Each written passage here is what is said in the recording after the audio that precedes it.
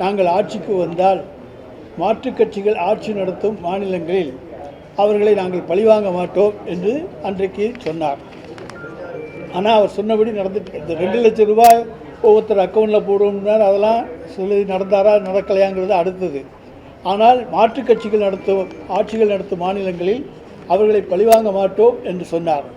ஆனால் இந்த கடந்த 10 ஆண்டுகளிலே நாம் பார்த்து வருவது, மாற்றுக் கட்சிகள் எங்கெங்கெல்லாம் ஆட்சி நடத்துகின்றனோ அங்கே அந்த ஆட்சியை மாற்றுவது, அந்த கட்சிகளை உடைப்பது போன்ற செயல்களைத்தான் இன்றைக்கு பாரதிய ஜனதா கட்சியினுடைய அரசு செய்து வருகிறது என்பதை நான் இங்கே குறிப்பிட்டு சொல்ல விரும்புகின்றேன். எனவே மாற்றுக் கட்சிகளை பழிவாங்குகின்ற மாட்டேன் என்று சொல்லிவிட்டு ஆட்சிக்கு வந்தவர் இன்றைக்கு மாற்றுக் கட்சிகள் ஆட்சி நடத்தும் மாநிலங்கள் மீது தான் குறிவைத்து பழிவாங்கும் நடவடிக்கையை மேற்கொண்டு வருகிறார்.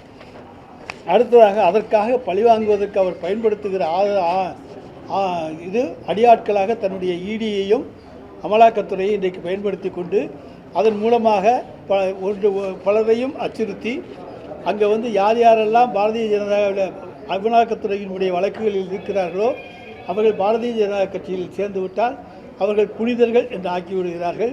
சேராதவர்கள் மீது பழிவாங்கும் நடவடிக்கை தொடர்ந்து கொண்டிருக்கின்றது. இன்றைக்கு அப்படி பார்க்கின்ற பொழுது மேற்கு வங்காளத்தினுடைய திரிணாமுல் காங்கிரஸை சேர்ந்த சுவேந்து அதிகாரி, அஸ்ஸாம் காங்கிரஸை சேர்ந்த ஹிமந்த் பிஸ்வா சர்மா, மகாராஷ்டிரா முன்னாள் முதல்வர் நாராயண் ரானே, சிவசேனாவின் பாவனா கவாலி, பிரதாஸ் சர்நாயக் ஆகியோர் மீதான சிபிஐ அமலாக்கத்துறைகள் வழக்குகள் போடப்பட்டு அவர்களெல்லாம் பாரதிய ஜனதாவில் ஐக்கியமானவுடன் அந்த வழக்குகள் காணாமல் போய்விட்டன.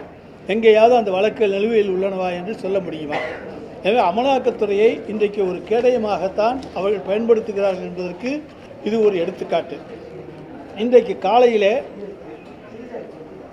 பாரதிய ஜனதா கட்சி சென்னையிலே ஒரு ஊர்வலம் நடத்த அனுமதி கேட்டு கிடைக்காத சூழ்நிலையிலே அதன் தலைவராக இருக்கக்கூடிய திரு அண்ணாமலை அவர்கள் மாண்புமிகு தமிழ்நாடு முதலமைச்சரை பற்றி தவறான ஒரு செய்தியை அவர் A1 குற்றவாளி என்று சொல்லியிருக்கின்றார். முழுக்க இது ஒரு சட்டவிரோதமான செயல். ஏன் இதை சொல்லுகிறோம் என்று சொன்னால், பல்வேறு வழக்குகளுக்கு காரணமாக இருந்த, அதாவது பாஜகவில் இணைந்தால் சிபிஐ அமலாக்கத்துறை வழக்குகளை முடித்து வைக்கிறோம் என்று பாஜக பேரம் பேசியது ஆம் ஆத்மி கட்சியினுடைய டெல்லி முதல்வராக இருந்த மணீஷ் சிசோடியாவிடம். அவர் சேர மறுத்துவிட்டார். நீங்கள் ஏன் பாஜகவில் இணையக்கூடாது என்று செந்தில் பாலாஜியிடம் அமலாக்கத்துறை கேட்டது என்று நீதிமன்றத்திலேயே அவரது வழக்கறிஞர் கபில் சிபில் அதிர்ச்சி தகவலை சொன்னார். அதைப்போல இன்றைக்கு அமலாக்கத்துறையினுடைய பிடியிலிருந்து அவர்கள் எல்லாம் இன்றைக்கு நான் முன்னே சொன்ன மேற்கு வங்காளத்திலிருந்து ஒரு 7-8 நபர்களை சொன்னேன் அல்லவா, அவர்களெல்லாம் பாரதிய ஜனதாவில் சேர்ந்தவுடன் புனிதர்கள் ஆகிவிட்டார்களா அல்லது அவர்களை காப்பாற்றியவர் முதல் குற்றவாளியாக கருதப்படுவாரா என்பதை நீங்கள் எண்ணி பார்த்தாக வேண்டும். அதேபோல் அதானியினுடைய செல் நிறுவனத்திலே முதலீடு செய்யப்பட்டதில் 20,000 கோடி யாருக்கு சொந்தமானது, அந்த பணம் எங்கிருந்து வந்தது என அமலாக்கத்துறை ஏன் நடவடிக்கை எடுக்கவில்லை? பாரத பிரதமராக இருக்கக்கூடிய மோடி அமலாக்கத்துறையிடம் சொல்லி அதானியுடைய செல் விவகாரத்தில் நடவடிக்கை எடுப்பாரா? அல்லது ஒன்றிய அரசின் ஆஸ்தான அடியால் அமலாக்கத்துறை மூலமாக டாஸ்மாக் நடத்திய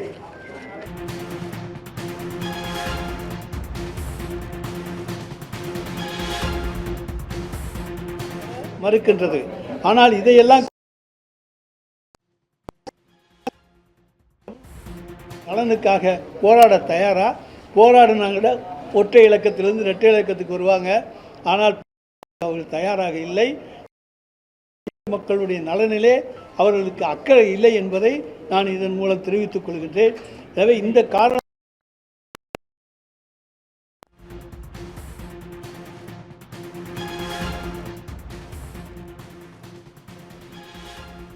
ஊழல் செய்தவர்கள் பாஜகவில் இணைந்ததும் புனிதர்களாகி விடுகின்றனர் என்று அமைச்சர் ரகுபதி தெரிவித்திருக்கிறார். 100 நாள் வேலை திட்டத்தின் கீழ் 3000 கோடி ரூபாய் நிதியை பாஜக அரசு தர மறுக்கிறது என்றும் செய்தியாளர் சந்திப்பில் தெரிவித்தார்.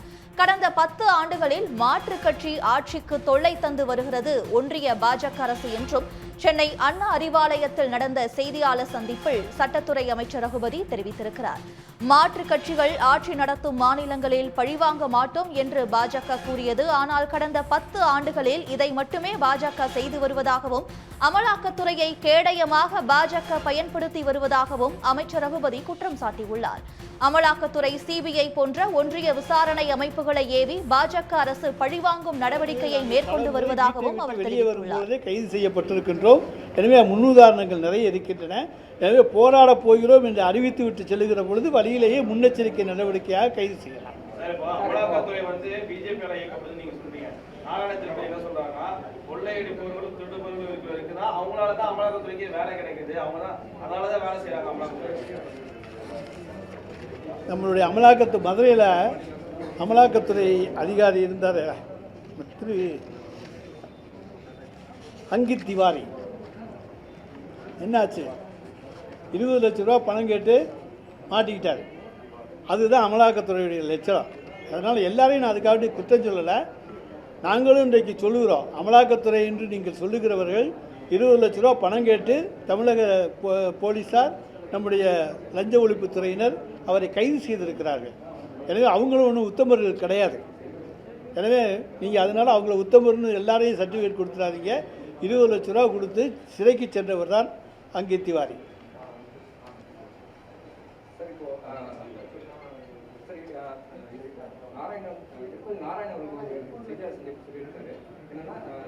அம்பேத்கரை 1930 வந்து அரசாங்கம் வந்து மதுவை வந்து விற்பனை செய்யணும் அப்படின்ட்டு அம்பேத்கரே வந்து சொல்லுறா.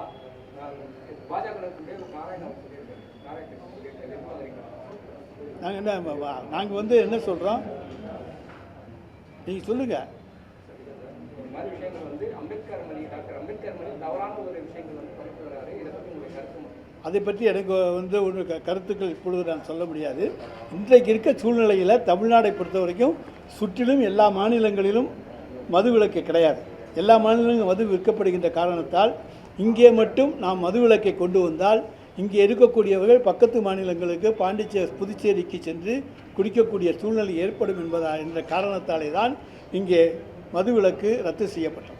இளம் விதவைகள் அதிகமாயிட்டு இருக்காங்க தமிழகத்துல அப்படின்ற குற்றச்சாட்டு பாஜக தொடர்ந்து வைக்கிறாங்க. அதே போல அமலாக்கத்துறை கொடுத்த அந்த தகவல் அடிப்படையில் தான் இவ்வளவு ஊழல் பண்ணியிருக்காங்க. சார், இளம் விதவைகள் அதிகரிக்கிறாங்கன்னு சொன்னாங்கன்னா அதுக்கு அரசாங்கம் என்ன செய்ய முடியும்? நாங்கள் எந்த தவறும் செய்யலை. அரசாங்கம் எந்த பொறுப்பு இதில் கிடையாது.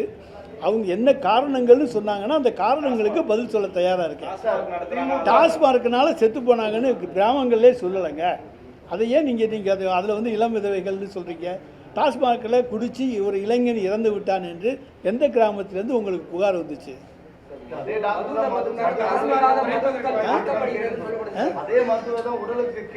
சார், நாங்கள் கேடுன்னு தான் நாங்களும் சொல்கிறோம், குடிக்காதீங்கன்னு தான் நாங்களும் சொல்கிறோம்.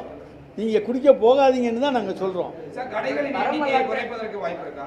கடைகளின் எண்ணிக்கையை குறைப்பதற்கு வாய்ப்பு இருக்கா? நம்ம தேர்தல் அறிக்கையிலேயே நிறைய சொல்லியிருக்கோம். ஒரு 500 கடை மூடிட்டோம்.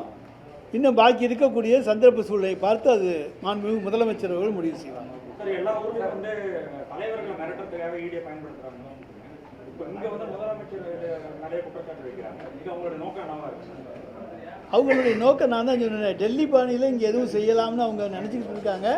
அது மாதிரியாது அவர்களுடைய கனவு இங்கே நிறைவேறாது என்று இங்கே நான் சொல்லிக்கொள்ள கடமை.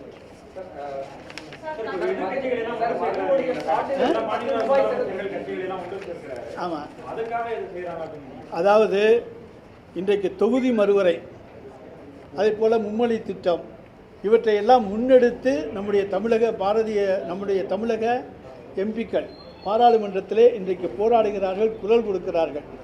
எனவே தமிழக எம்பிக்களுடைய எண்ணிக்கையை குறைக்க வேண்டும் என்பதற்காக தொகுதி மறுவரை என்கின்ற பெயரிலே தொகுதிகளுடைய எண்ணிக்கையை குறைத்து விட்டால் இவர்களுடைய குரல் அங்கே அமுங்கும் என்று அவர்கள் தப்பு கணக்கு போட்டுக் கொண்டிருக்கிறார்கள். எனவே யாரெல்லாம் பாதிக்கப்படுவார்களோ இந்த தொகுதி மறுவரை மூலம் அவர்களையெல்லாம் ஒன்றிணைக்கின்ற சக்தியாக இன்றைக்கு மாண்புமிகு தமிழ்நாடு முதலமைச்சர் அவர்கள் இருக்கிறார்கள். எனவே அதனால் இன்றைக்கு பாரதிய ஜனதா கட்சிக்கு தமிழ்நாடு முதலமைச்சர் மீது தனி கோபம். ஏன்னா இவர் ஒருத்தர் தான் முன்னின்று தைரியமாக எல்லோரையும் ஒருங்கிணைந்து ஒன்றிய அரசுக்கு எதிராக குரல் கொடுக்கின்றார். தன்னுடைய உரிமையை நிலைநாட்டுவதற்காக யார் யாரெல்லாம் பாதிக்கப்பட்டார்களோ அவர்களையெல்லாம் ஒருங்கிணைத்து இன்றைக்கு போராட்டத்துக்கு அழைக்கின்றார் என்கின்ற கோபம் அவர்களுக்கு இருக்கிறது. எனவே நாங்கள் இந்த மாநில உரிமைக்காக போராடுவது ஒரு அடிப்படை. எத்தனை வாட்டி தான் போராட்டம் நடத்தினா முடக்குவீங்க? அறிவிப்பு இல்லாமல் முதலமைச்சர் வீட்டை முற்றுகையிடுவோம்னு அண்ணாமலை சொல்றாரு. முற்றுகையிட வந்து பார்க்கட்டுங்க, அப்புறம் பார்ப்போம். இப்போ நீங்கள் சொன்னீங்களே வீட்டை விட்டு புறப்படுற போதே கைது பண்ணிட்டாங்கன்னு, முற்றுகையிடுவோன்னு புறப்பட்டு வந்தால் என்ன ஆகுன்னு பார்க்கலாம். மதுபான பாட்டில்களுக்கு 10 ரூபாய் முதல் முறையாக 10 ரூபாய் செலவு செய்திருக்கக்கூடிய நிலையில மறுபடியும் அதே பாட்டிலுக்கு மறுபடியும் ஒரு 10 ரூபாய் வந்து ஸ்கேம் நடக்குது அப்படின்னு சொல்லி பாஜக சார் அதை தான் இப்போ நீங்கள் ப்ரூவ் பண்ணுங்க சார். சும்மா குற்றச்சாட்டுகள் சொல்லிக்கொண்டே போவது இயற்கை. யார் வேணாலும் யார் மேலே வேணாலும் எந்த குற்றச்சாட்டை சொல்லலாம். இது வரைக்கும் சொல்லியிருக்க குற்றச்சாட்டுகள் நிரூபிச்சிருக்கீங்களா? சும்மா பொய்யா குற்றச்சாட்டை மக்கள் மத்தியில் ஏதாச்சும் பொய்யா சொன்னால் நம்பிடுவாங்க, திரும்ப திரும்ப சொன்னால் நம்பிடுவாங்க அப்படிங்கிறதுனால பொய்யை திரும்ப திரும்ப சொல்லி கொண்டு போகிறீர்கள். அதை நிச்சயமாக ஒருபோதும் மக்கள் நம்ப மாட்டாங்க. கட்சியின் வளர்ச்சிக்காக அப்புறம் வந்து இந்த தேர்தல் டைம்லாம் நம்ம பெரிய மாநாடு போடுறோம், பொதுக்கூட்டம் நடத்துறோம். ஆனா இந்த குடியிலிருந்து இந்த குடி நோயாளிகள் வெளியே வரணுங்கிறதுக்காக வேண்டி ஏன் திமுக வந்து ஒரு பெரிய மாநாடு விழிப்புணர்வு சார்ந்த நிகழ்ச்சிகள் வந்து நடத்தக்கூடாது? குறிப்பாக கிராமப்புறங்கள்ல எந்த கிராமப்புறங்களில் விழிப்புணர்வு ஏற்படுத்துவதற்காக கிராமந்தோறும் அதற்கான விளம்பர பிரச்சாரங்கள் நடக்கின்றன. அதற்காக ஒரு தொகை ஒதுக்கீடு செய்யப்பட்டு மது தீமை, அதை யாரும் அருந்தாதீர்கள், குடிக்காதீர்கள் என்று மதுவிலக்கு பிரச்சாரம் அங்கே செய்யப்படுகிறது. நீங்கள் சொல்கிற பெரிய மாநாடு போடவில்லையே தவிர தெருதோறும் அங்கே பிரச்சாரங்கள் செய்யப்படுகின்றன. 1000 கோடி முன்னாடி அண்ணாமலை சொன்னாரு, இடி வந்து அதுக்கு அப்புறம் தான் சொன்னிச்சு அப்படின்னு சொன்னாரு. இப்போவும் வந்து முதலமைச்சர் தான் முதல் குற்றவாளின்னு அண்ணாமலை தான் முன்னாடி சொல்லியிருக்காரு. அதாவது நாங்கள் அதை தான் இப்போ சொல்கிறோம். இன்றைக்கி இடி வந்து ரைடு பண்ணி இப்போ எத்தனை நாள் ஆச்சு? இது வரைக்கும் ஏதாச்சும் ஒன்று கூட எந்த ஆதாரத்தையும் அவங்க வெளியிடலை. ஒரு அமௌண்ட்டை போட்டு அவர் அண்ணாமலை சொன்ன 1000 கோடியே ஈடியும் 1000 கோடின்னு சொல்லுது. திரும்ப திரும்ப அதாவது ஒரு கிளிப்பிள்ளை மாதிரி அண்ணாமலை சொன்னதை சொல்லுகிற கிளிப்பிள்ளையாக அங்கே ஈடி வந்து அங்கே செயல்பட்டு இருக்கிறது. நிச்சயமாக இதில் வந்து நீங்கள் யாரும் நினைக்கிறபடி எங்களுடைய முதலமைச்சரை சிக்க வைக்க முடியாது. அவர் மக்களுக்காக சேவை செய்யக்கூடியவர். இதில் அவருக்கு எந்த விதமான சம்பந்தமும் கிடையாது. ஊழலே நடக்கலை, நடந்தால் தானே அப்புறம் சம்பந்தம். சார் இப்போ கடையை திறந்து வச்சிருக்காங்க, அதே போல மது பாட்டிலுக்கு கூடுதலாக ஒவ்வொரு கடையிலும் 10 ரூபாய் வாங்குறாங்கன்றாங்க. பில் சிஸ்டம் கொண்டு வரணும், அந்த பில் சிஸ்டமை கொண்டு வரேன்னு கேள்வி கேட்குறாங்க. இந்த பில் சிஸ்டம் கொண்டு வந்திருக்காங்க, போய் நீங்கள் பாருங்கள். எங்கேயாச்சும் யாராச்சும் 10 ரூபா கூட கேட்டாங்கன்னா வந்து சொல்லுங்கள். சார் நேற்று கூட ஒரு வீடியோ வெளியே வந்து நீலகிரியில் ஒரு டாஸ்மாக் கடையில் 200 ரூபாய் பாட்டிலுக்கு 240 ரூபா வாங்குற அந்த வீடியோ நேற்று கூட இன்ஸ்டாவில் ஃபேஸ்புக்கில் எல்லாத்தையும் வந்து அப்படி குறிப்பிட்ட இதுகள் இருந்தால் நாங்கள் அதை பற்றி விசாரித்து அவர்கள் மீது உரிய நடவடிக்கை எடுத்துக்கொண்டிருக்கிறோம். ஏற்கனவே நடவடிக்கை எடுத்திருக்கிறோம். அப்படி கூடுதலாக யாராவது விலக்கி விட்டால் அது செய்திகள் வெளியே வருமையானால் அவர்கள் மீது உரிய நடவடிக்கை நிச்சயமாக எடுக்கப்படும். என்னென்ன இருக்கக்கூடிய பார்கள்ல இதுவரைக்கும் வந்து வரிகள் செலுத்தாத முறையில் இன்னும் வந்து செயல்பட்டு வந்திருக்க பாஜக எந்த கடைக்கு வரி செலுத்தலைன்னு சொன்னாங்கன்னா ஏலம் தான். டாஸ்மார்க் அதாவது பார் வந்து ஏலம் தான். ஏலம் எடுக்காம எந்த கடை நடத்துகிறாங்கன்னு சொன்னாங்கன்னா நாங்கள் அந்த கடையை பார்த்துக்கோம். எங்களுக்கு தெரிந்தவரை எல்லாமே டெண்டர் வைத்து ஏலம் நடத்தப்பட்டிருக்கிறது. ஏலத்தொகை வசூலிக்கப்படுகிறது. சார் இந்த டாஸ்மார்க்ல எங்க பில்லு வாங்க அதே திரும்ப திரும்ப வேற எதுவும் இருந்தால் கேளுங்க, இல்லாட்டி விட்டுருங்க. அதான் இல்லைன்னு சொல்லிட்டேங்க. அதுதான் நாங்கள் சொல்லிட்டோம். இன்னைக்கு யாராச்சும் இருந்தால் சொல்லுங்கன்னு சொல்றோம். உடனுக்குடன் செய்திகளை தெரிந்து கொள்ள சன் நியூஸ் பெல் ஐகானை கிளிக் பண்ணுங்க.